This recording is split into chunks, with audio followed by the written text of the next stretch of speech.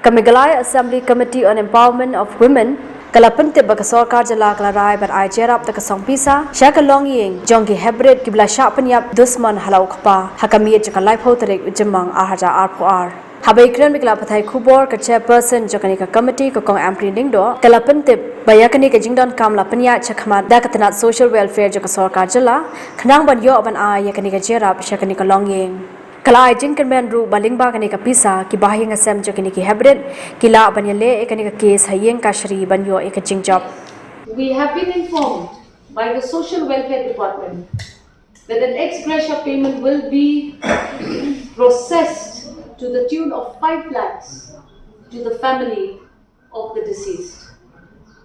They are processing it. We hope that this will happen quickly, and we hope that this will help as an assistance to the family to fight this case in the court and to get the best of lawyers so that justice is not denied.